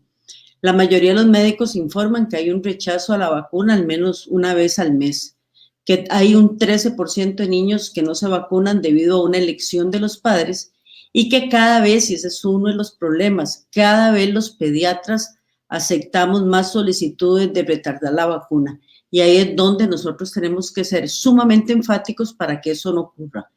La desinformación o la mala información ha existido siempre desde la época de la viruela, y ahora lamentablemente se ha potencializado con el tema de las redes sociales. Y siempre detrás de esa persona que informa mal sobre las vacunas vienen muchos más oportunistas, los que venden humo o tienen terapias alternas que no sirven para nada, pero que quieren engañar a la gente. Y por supuesto los antisistema, los antitodo, que siempre van a encontrar en estos grupos un nicho. Heidi Larson, una antropóloga inglesa, lo dijo muy claramente hace un par de años. Un siglo después de la peor pandemia de gripe del mundo, la rápida difusión de información errónea está minando la confianza en las vacunas cruciales para la salud pública. Así es que el principal riesgo pandémico es el de una desinformación que se convierte rápidamente en viral. Y tenemos muchos ejemplos de eso. Hay temas controversiales, por ejemplo, el sarampión. ¿Quién va a negar que la vacuna del sarampión es necesaria? Sin embargo, los hay. Y por supuesto, el tema del timerosal, que erróneamente afectó las coberturas. El tema de la obligatoriedad, hay algunos que dicen que no deben de ser obligatorias. Los padres antivacunas, que más bien exponen el niño a mayor riesgo. Y una vacuna que ha sido injustamente vilapidada, que es la vacuna contra HPV. Y hay protagonistas de la noticia, y esto los conocemos desde hace bastante tiempo. Están los que llaman los malos, entre comillas, donde el 56% informa que la industria farmacéutica se beneficia de la venta de vacunas como si fuera un negocio ilegal. los médicos y los ministerios, que también nos beneficiamos de estar vendiendo vacunas y, como dicen algunos, de estar inventando pandemias para lograr ese objetivo. Y, por supuesto, los medios de comunicación, que para lograr tener algún beneficio, en teoría es lo que dicen los conspiradores, los de la teoría de la conspiración, van a informar acerca del beneficio de una vacuna que a lo mejor no lo es. Y del lado de los buenos están los padres de familia y entre comillas, las víctimas de las vacunas, porque muchas de estas personas desarrollan una enfermedad que no tiene relación con la vacuna más allá del momento en que la enfermedad se presenta por diferentes razones dependiendo de la enfermedad. También hay un problema serio y es la vacilación de la vacuna entre los trabajadores de salud. Este es un estudio pequeño, pero muy importante. Se hizo en Croacia, Francia, Grecia y Rumania. En 65 trabajadores de la salud a que se les pasó una encuesta qué opinaban de la vacuna. Y estos referían que le tenían mucho temor a los efectos secundarios de las vacunas. Otros decían que desconfiaban de las compañías farmacéuticas que quizás no estaban revelando la realidad de los efectos secundarios. El temor era mayor cuando era una nueva vacuna y no es de extrañar que ahora con las vacunas contra coronavirus esté pasando algo similar a esto, que mucha gente, incluso el mismo personal, dice, bueno, yo la verdad no me voy a vacunar hasta que no esté más seguro de que eso funciona. Y entre las estrategias que mencionan es que hay que adaptarse al contexto político, social, cultural y económico específico de cada país para también informar al trabajador de la salud de lo que significa una vacuna. Aquí en Costa Rica hay lamentablemente un par de colegas que tienen mucha presencia en redes sociales que son absolutamente antivacunas y se pasan desinformando y atacando al Ministerio de Salud. Tenemos que entender que la forma de comunicación ha cambiado. Ahora estamos en la era de lo inmediato. ¿Qué íbamos a pensar nosotros que íbamos a tener este congreso virtual? Bueno, ahora se va a volver una forma de seguirnos comunicando entre nosotros, pero también la gente está accesando a mucha información, sobre todo información científica, que es complicada de entender, no la están entendiendo bien y están replicando mensajes erróneos. Y es ahí donde entramos nosotros, que deberíamos tener una participación activa para tratar al menos de enmendar esos errores. La crisis de comunicación es una realidad. La gente ahora utiliza más redes sociales que periódicos, los cuales prácticamente están en vías de extinción como papel. Y las redes sociales se volvieron un lugar clave y una plataforma perfecta para desinformar, pero también se puede volver una plataforma importante para informar. Y creo que en esta pandemia nos hemos dado cuenta de este efecto del Dunning-Kruger, donde las personas con menor conocimiento de un tema creen que lo saben todo y lo dicen de una manera tan convincente que arrastran a otros a creer que son expertos. Así es que a menor nivel de conocimiento de mucha gente, mayor nivel de creer que saben.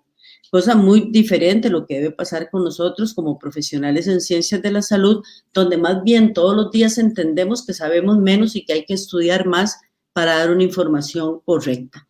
Y es que estamos formados en evidencia científica, donde los metaanálisis y los análisis sistemáticos son para nosotros la parte más alta de la pirámide de información correcta y de conocimiento. Pero para la pseudociencia, que es lo que ha venido proliferando en estos meses pandémicos, YouTube, Google, noticias no científicas, clarividencia, anécdotas de otras personas, se han convertido en una fuente válida de información. Y lamentablemente para muchos la anécdota es tan importante como el ensayo clínico controlado. Así es que tenemos una tarea muy difícil por delante, porque ahora no solamente es antivacunas y no solamente es el que tiene reticencia a vacunar, sino también es el que practica la pseudociencia. Esto es algo que la Academia Americana de Pediatría desde el año pasado ha venido solicitando que combatamos en línea la desinformación a la que están expuestos la mayoría de nuestros padres y obviamente de los niños. Y este es un estudio muy pequeño. El año pasado se publicó una corte de 50 personas y vean ustedes que la mayoría, el 100%, se informa en Facebook. Instagram y Pinterest son otras dos plataformas que se están utilizando. Y la conclusión a la que llegan los que publican este estudio es que a mayor uso de redes sociales hay más posibilidades de no vacunar o bien de retardar la vacunación. Y la gente tiende a tener un sesgo de validación de lo que piensa. Entonces, por supuesto que van a buscar lo que se ha llamado campanas de eco, donde van a páginas y a una serie de lugares para validar su posición antivacunas. Obviamente la gente que es pro vacunas también lo está haciendo. Y Facebook, por lo menos ahora, a partir de este año y a raíz de la pandemia, está tomando la decisión de eliminar información que lleve a la gente a no vacunarse y más bien dirigir a la gente hacia páginas, no por la cantidad de personas que lo visiten, sino por la credibilidad que dicha página tenga. Y es que también nos hemos dado cuenta que esta reticencia a vacunar o esta desconfianza por las vacunas es capaz de desatar brotes. El año pasado, a principios del año en Filipinas, por lo que pasó con la vacuna contra el dengue, se disparó un brote de sarampión que produjo 100 muertes y tuvieron que correr para inmunizar a unos 5,000 niños al día para lograr parar este brote. Y ya mis colegas lo mencionaron anteriormente. Sarampión es la enfermedad quizás más infectocontagiosa que tenemos y cualquier fallo en la vacuna origina un brote. Las noticias falsas, como las llaman los españoles, los bulos, se basan en mentira con apariencia científica que genera duda en la población y obviamente tiene un efecto de viralizarse rápidamente en redes sociales y recordemos que redes sociales también es el WhatsApp, donde muchos padres tienen sus chats de colegio, de escuela y ahí comparten información que es incorrecta sin nadie quizás dentro de ese chat que pueda hacerlos llamar a la calma y a la evidencia científica. Y esta es una diapositiva que quería mostrarles de hace un par de años, la publicación en Science, donde lamentablemente las noticias falsas, al ser más novedosas que las verdaderas, se diseminan con una mayor velocidad. Así es que esto es como una lucha que nosotros tenemos que entender para poder actuar de una manera rápida y revertir el daño que esto produce. ¿Y cuál es este daño? Esta es una publicación también de hace un par de años en JAMA Pediatrics, donde niños con trastorno de espectro autista y sus hermanos menores no fueron vacunados y por lo tanto van a tener un mayor riesgo de contraer enfermedades prevenibles por vacunación. Porque aunque se ha dicho hasta el cansancio que las vacunas no causan autismo, algunas personas siguen diciendo que esto es un negocio médico y un negocio de las farmacéuticas para seguir vendiendo una vacuna. El CDC ha mencionado los efectos de las redes sociales en la reticencia vacunal, tienen mucha información, informan acerca de los peligros de las enfermedades prevenibles por vacunación, muestran enfermos por enfermedades prevenibles por vacunación, utilizan narrativa dramática, pero es andar en una cuerda floja. Mucha gente no lo cree y sigue pensando que esa información no es la correcta. Y recordemos que estamos en un mundo donde la institucionalidad política de los gobiernos, de los ministerios de salud, de los entes científicos se está poniendo en duda. Así es que muchos creen que somos los mismos de siempre, que estamos informando en lugar de bien, erróneamente. Y bueno, ¿cómo estamos nosotros en la región de las Américas? Un estudio que se hizo el año pasado muestra que por lo menos a las personas que les preguntaron a qué le creen más, si a la ciencia o a la religión, en México y Centroamérica un 25% le cree a la ciencia y un 66% a la religión. En el mundo un 29% piensa que la ciencia tiene razón y en otro grupo un 55% piensa que la religión tiene razón. Y conste, no digo que la religión sea mala, lo que digo es que muchas veces líderes religiosos le dicen a la gente que Dios los va a curar y que la vacuna no tiene ningún efecto porque vamos milagrosamente a ser curados. Y bueno, en cuestiones de fe es importante nuestras creencias y respetárselas a los demás, pero sí, evidentemente es un problema que se está dando. Afortunadamente, a pesar de lo que pasa en otras regiones, sobre todo en Latinoamérica, nosotros seguimos pensando que las vacunas son seguras. Cuando se le hizo esta pregunta a mucha gente en la región de las Américas, así lo dijo, y este es un estudio de la doctora Larson que se publicó también hace un par de años, y se sigue pensando que las vacunas, al menos en nuestra región, tienen que ser aplicables porque son seguras y porque son necesarias. Y afortunadamente datos más recientes corroboran que así es, que seguimos pensando que las vacunas son seguras. Entonces, ¿qué vamos a hacer para ir finalizando? Entender que la reticencia es un desafío complejo que va a requerir un enfoque multifacético. Que la desconfianza en la vacuna va más allá de simplemente estar en contra o a favor, que hay sentimientos públicos que nosotros tenemos que entender y que el diálogo a través de redes sociales va a ser muy importante.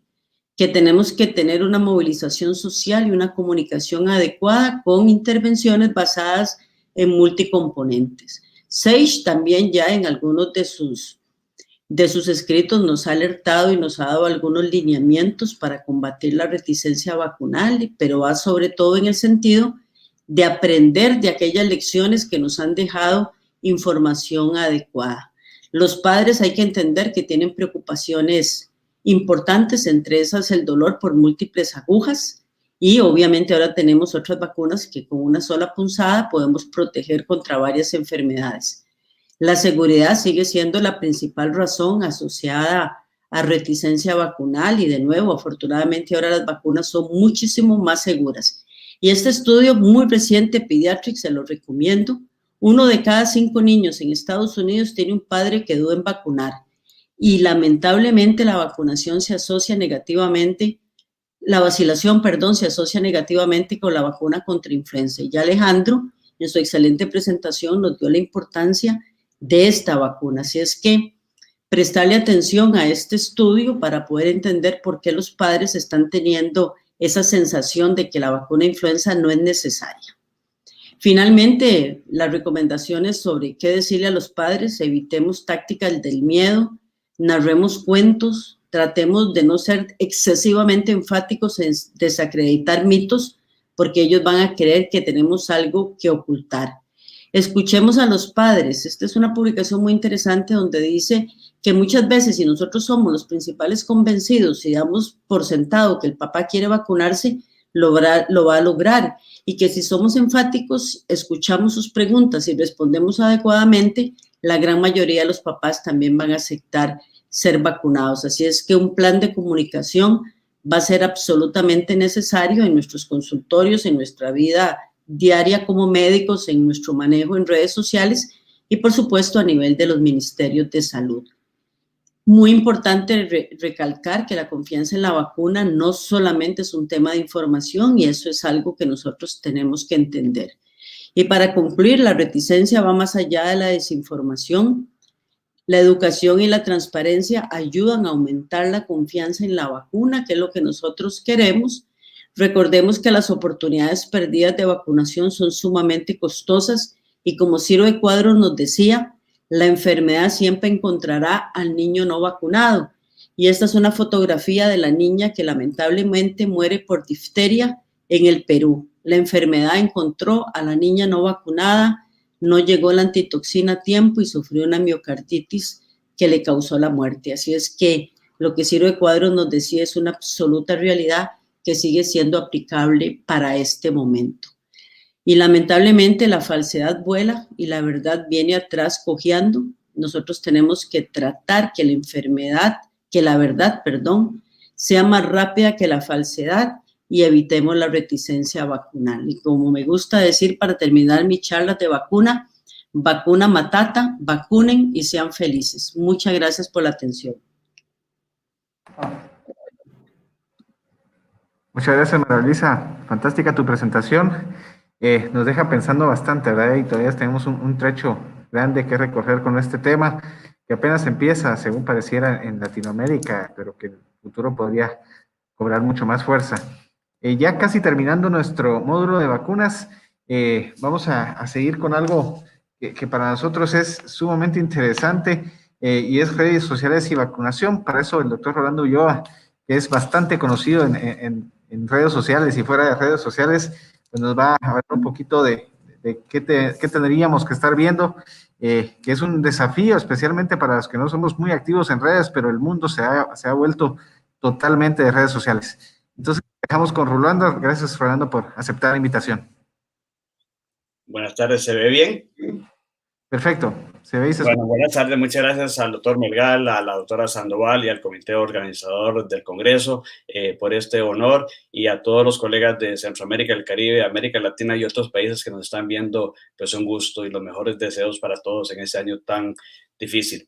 En los próximos 20 minutos vamos a enfocarnos específicamente en lo que son redes sociales y vacunación, y cómo podemos hacer nosotros como líderes de opinión, como personas con el conocimiento técnico, para tratar de llevar este mensaje mejor. Así es que las redes sociales, como la doctora Ávila lo decía, el doctor Macías ya pues facilitaron una plataforma. Esto tiene sus cosas buenas y malas, pero en la actualidad, los que pensábamos en algún momento que no teníamos tiempo para redes sociales, no nos va a quedar otra, porque los pacientes sí tienen tiempo para redes sociales y tienen quizás un poco más de tiempo en algunos momentos que nosotros, pero sobre todo ellos se nutren de ahí. Así es que todos en algún momento podemos haber tenido alguna posición antivacunas en algún momento, y en realidad de nosotros depende de tratar de llevar este conocimiento. ¿Y qué podemos hacer al respecto? Y la doctora Larsen, que la doctora Ávila me mencionaba, esta fue hace 2 años, esta publicación. Jamás ella imaginarse en aquel momento que iba a haber la pandemia del COVID-19. Y ya para aquel momento y años atrás, Heidi Larson venía hablando que una de las grandes pandemias es la desinformación. Y esta publicación exactamente hace 2 años, en el 2018, hablaba de eso. Y obviamente eso en esta actualidad probablemente se ha incrementado mayor por múltiples razones que vamos a ver. Así es que ella es una autoridad mundial. Y Mandela, dentro de sus múltiples frases, dijo esta célebre, que la educación es el arma más potente que se puede usar para cambiar el mundo. Y eso es muy cierto en muchos aspectos, y definitivamente en reticencia vacunal o en vaccine hesitancy o en como queramos llamarlo a este pensamiento en contra o dudas de las vacunas, es fundamental. Así es que el deber nuestros asistentes a este congreso y a otros eventos es casualmente eso, predicar. Llamamos evangelizar, porque a veces cuesta llevar la palabra, y es cierto. Y la evidencia está, tenemos que buscarla, hay que saber buscarla y sobre todo cómo entregarla, porque uno puede saber a dónde está la información, qué revista leer, pero cómo llevarla no es lo mismo, y eso es muy importante, porque alguien puede ser un excelente médico, un excelente clínico, pero muy mal orador o una persona que no trata de llevar esto en forma fácil. Y esto es todo un arte. Así es que esas son las explicaciones que a mí me gusta mucho, estas del año antepasado, donde casualmente hablan de específicamente lo que es Facebook y Twitter, cómo puede hacer estas redes sociales para incrementar la captación de la vacuna de influenza, que sabemos que de todas las vacunas probablemente es la que mucha gente piensa que no es necesaria, y 2, que da efectos adversos, y 3, para los trabajadores de salud, que si yo trabajo en un hospital, ¿por qué me voy a vacunar si ya debo tener anticuerpos? Eso es un horror pensar eso. Así es que vean que en este estudio de casi 1,600 individuos mayores de 18 años, o sea, con conocimiento lo suficientemente técnico y maduros, vean que para ellos Twitter y Facebook fueron esos usuarios que usaban Twitter o Facebook tuvieron más probabilidad de ser vacunados versus los no vacunados, versus los no usuarios de redes sociales. Así es que eso demuestra. Y este concepto existe, que se llama literatura de Twitter o Twitterature. Y esto es una aplicación muy interesante donde comparan cuál es la gran diferencia, cuáles son las grandes diferencias entre nuestro querido PubMed y el Twitter. Y ustedes ven algunas de estas. Y si nos vamos a la columna del centro, donde viene en qué se diferencian, si nosotros creemos que publicando algo que esté indexado en el PubMed vamos a lograr conquistar el mundo, estamos tremendamente equivocados, como van a ver, y ustedes saben, porque depende de a quién queremos llevarle ese mensaje. Y ustedes vean que las redes sociales son instantáneas. Usted publica algo ya y en 10 segundos puede estar posteado, puede estar en una foto, puede estar retuiteado y algo. En cambio, en el PubMed no. Sabemos que hay un proceso. 1, para que le acepten o le rechacen a uno, pues es una publicación. 2, para que de que salga aceptado, que salga publicado, puede pasar 3, 4, 6 meses o más, o a veces hasta más. Así es que hay un lapso de tiempo muy importante. ¿Cuál es la diferencia? Que en el PubMed usamos palabras claves o los Subject Medical Headings o los mesh para hacer búsquedas cuando queremos buscar algo. Y obviamente en el Twitter es hashtags. Y eso es muy importante y volveré a esto en unos minutos, porque los hashtags es lo que hace que esas plataformas sean rastreables y sobre todo a quién llegan y cuántos clics se hacen y quién usa eso y quién puede ser o no una persona a quien seguir en algunos de estos aspectos. Y, por ejemplo, aquí si ustedes ponen hashtag en Asencay 2020 y alguien está sentado en su oficina y no pudo conectarse a esta hora, simplemente puede poner el hashtag y horas después puede seguir qué pasó sin haberse desplazado a algún lugar para escuchar la charla o cuando hace un congreso en el otro lado del planeta. Así es que eso es una gran diferencia. Pero vean que el contenido en el PubMed queda para siempre y ahí queda y uno puede jalar literatura de hace muchos años, pero en el Twitter es inmediato. Y sobre todo es que en Twitter o en Facebook o en Instagram o en Snapchat o en cualquier red social, cualquier cosa se puede poner. Obviamente hay filtros, pero cualquier persona puede opinar y ese es uno de los grandes problemas. Así es que vean que en el PubMed es diferente. Pero uno de los grandes puntos es que el Twitter es viral. Así es que, aunque uno crea que publicando algo en una buena revista de pediatría, de vaccinología, de infectología, de medicina interna, lo que sea, va a llegar a un mundo muy grande, no es cierto como van a ver. Llegará al gremio médico, a las personas con conocimiento técnico, pero no. Así es que eso es muy importante porque nos explica muchas cosas. Y esto lo actualicé esta mañana a las 11:15. Usando el hashtag VaccinesWork, que es uno de los que más se usa en Twitter, en Facebook y en otras plataformas. Y vean que a través de la plataforma Simplur, estas plataformas miden el número de usuarios y solamente del 1 de noviembre a hoy a las 11:15 de la mañana de Guatemala y de Costa Rica, más de 550 millones de impresiones, o sea, de impresiones de tweets usando el hashtag se han visto. Eso son casi 15,776 hashtags, como les digo, tweets, usando el hashtag. O sea, que si no usamos el hashtag, igual hay otro mundo que va a ser difícil medir. Así es que si nosotros creíamos que impactábamos en el PubMed o en Twitter, no, probablemente el doctor Macías y muchos líderes de opinión que tienen muchos seguidores, el mensaje de ellos es importantísimo. ¿Por qué? Por gente muy respetada. Así es que un contenido bueno puede ser replicado y retuiteado y eso va a llegar a mucha gente. Así es que eso nos demuestra que esos son por números de impresiones, los que tienen más tiempo para tuitear o son fanáticos y los influencers en cuanto a otras plataformas. Así es que esto puede cambiar con los hashtags. Alguien puede poner reticencia vacunal o poisonous vaccines y obviamente habrá gente que use estos hashtags. Así es que tengamos mucho cuidado. Y eso es el ciclo clásico de un programa de vacunación donde todo este esfuerzo de 3 días en el Asencay, presencial, virtual, más todos los meses que han tenido nuestros colegas, todo ese esfuerzo que estamos invirtiendo en hablar de vacunas, vean que con un pequeño efecto adverso que hay en algún programa de vacunación, una pequeña muesca aquí en la curva, vean que la cobertura vacunal que duró meses o años o décadas en llegar a un punto, con un pequeño desliz, un niño que muera en un ensayo clínico, ustedes lo han visto, los pocos pacientes con efectos severos que han salido de la vacuna de COVID han sido titular en las cadenas que todos leemos de periódicos internacionales y eso no debería ser. Pero bueno, ese es nuestro mundo actual y eso lleva, como ustedes ven aquí, a una pérdida de la confianza y obviamente el trabajo de años se viene para abajo y obviamente aumenta el riesgo de brotes. Así es que eso es una realidad. Y otra realidad fue Ed Sullivan en su programa de hace años con Elvis Presley. Así es que lo mejor que nos puede pasar es que los ídolos en Guatemala, en Centroamérica, en América Latina, en el resto del mundo se vacunen y sean speakers presenciales, virtuales y con autoridad moral para llevar esto. ¿Por qué? Porque a los que estamos hablando hoy o estamos escuchando las charlas de la Asencay, jamás vamos a tener este impacto. Así es que Elvis Presley logró, en aquel momento, cuando había muchos temores de la vacuna de polio, lograr incrementar las coberturas de vacunación en aquellos años, siendo vacunado en vivo en un programa de televisión. Y eso en las semanas siguientes y en los meses siguientes aumentó la cobertura vacunal que no habían logrado las autoridades de salud en Estados Unidos y después se hizo un aficionado y una persona con mucha influencia en el polio. Así es que eso es muy importante. Así es que el chisme muere cuando llega a los oídos de una persona inteligente, pero no siempre es cierto. Así es que el saber parar ese chisme, como todo en la vida, tiene un arte. Y eso me gusta mucho porque el placer de una persona inteligente es aparentar ser un idiota delante de un idiota que aparenta ser inteligente.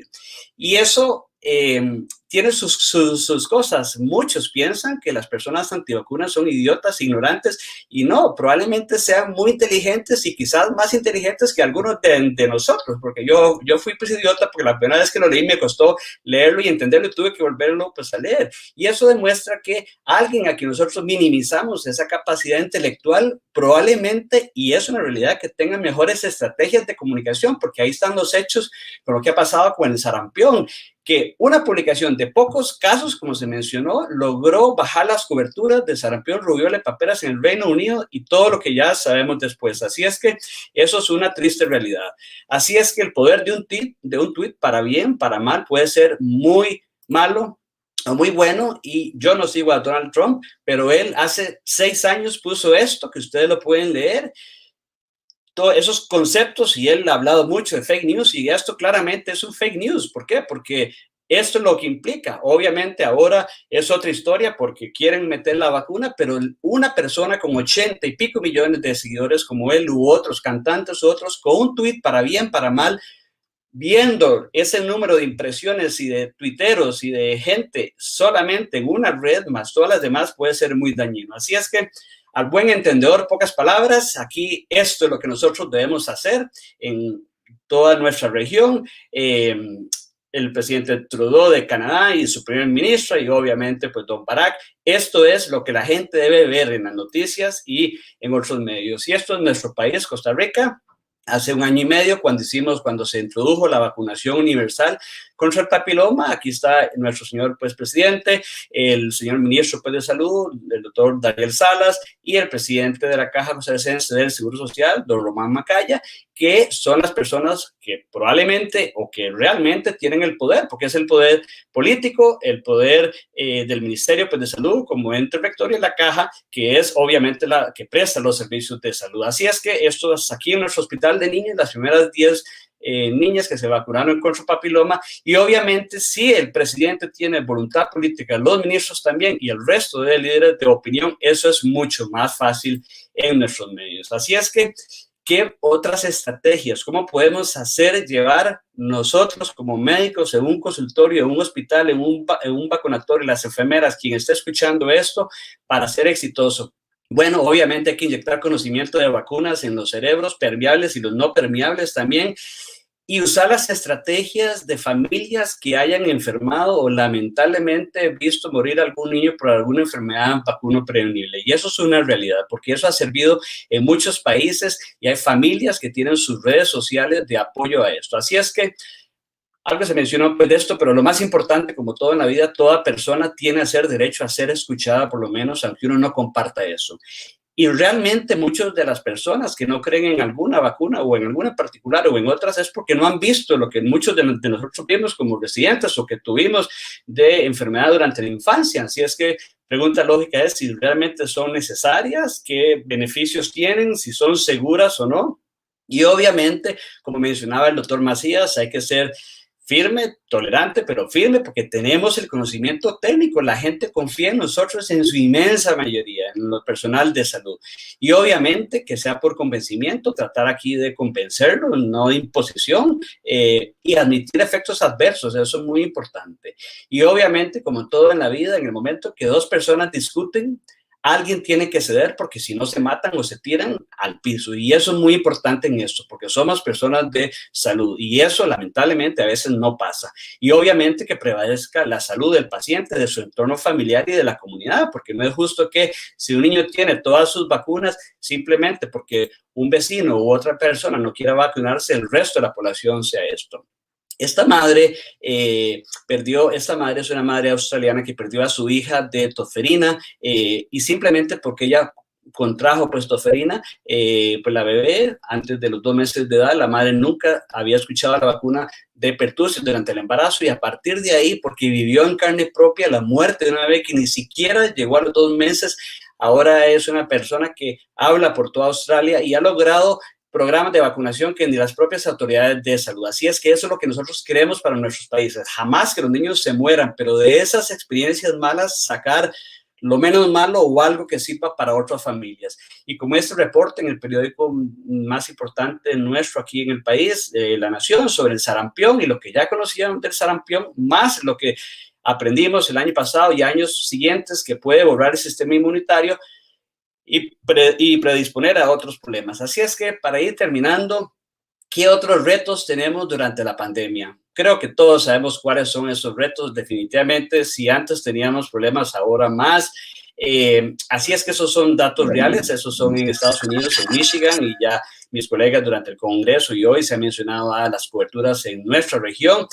Y en el primer mes todo puede estar muy bien, claro, un bebé es pequeño, en los últimos 5 años, el bebé pequeño probablemente va a recibir su vacuna de hepatitis B en nuestra región de BCG, pero conforme pasan los meses, la gente se confía o deja de perder esa preocupación porque creen que el bebé es más vulnerable, y aparte de eso, se acaban algunas vacunas y sabemos los otros problemas que ha habido para entrega de vacunas durante la pandemia. Así es que vean que esto ha sido en el 2020 en negro, como para todos los grupos de edad, en el primer año de vida, justamente donde es el periodo más importante para vacunar y donde quedan la mayor parte de secuelas para niños con enfermedades vacunoprevenibles, es cuando bajan las coberturas. Así es que no nos queda otra que ser proactivos. Así es que definitivamente estamos ante una realidad. Creemos saberlo todo leyendo de publicaciones indexadas y no indexadas, y tenemos que ver la perspectiva real de lo que está ocurriendo en el mundo. Los pacientes no saben que existe el PubMed, algunos sabrán que su médico le dice que en literatura científica, pero no saben qué es el PubMed, no saben qué es eso, no saben cómo bajar artículos. O sea, tal vez verán algo en un reporte que leen que salió publicado en Lancet o algún otro, pero ellos no saben qué literatura es confiable y qué literatura no indexada, o aunque no sea indexada y sea buena, no tienen la misma difusión. Ellos lo que se nutren es de Facebook, Twitter, LinkedIn, todas las redes sociales, o de los chats de mamás y de papás que en pediatría abundan en nuestro mundo hoy en día. Así es que eso es muy importante, la experiencia materna y lo que las madres y padres comparten en esos chats de su experiencia, de qué tan bueno es su pediatra, qué tanto no, y quién pone las vacunas, a quién le duelen y a quién no, quién hace precio por las vacunas. Todo eso es una realidad, y así es que no podemos escaparnos a eso. Y obviamente enfocarnos en educar a nuestros pacientes y a nuestros colegas. Eso que estamos haciendo, tratar de llevar estos mensajes, es muy importantes, pero definitivamente lo hemos mencionado, debemos ser proactivos en red, no nos queda otra, eso es una realidad, y sobre todo modificar nuestro discurso, usar mensajes claros, concisos y que la gente lea. Ventajas de las redes sociales, para cada quien tendrá su afinidad por ciertas. En Facebook usted puede escribir algo de 3, 4 párrafos, 5 párrafos que alguien probablemente lo va a pasar porque no tiene tiempo. Cosas buenas de Twitter es que hay un número de caracteres máximo, mensajes claros, concisos y precisos. Así es que debemos adaptarnos al cambio y dar el primer paso. Y ese primer paso es aquellos que no han estado en redes sociales, hacerlos.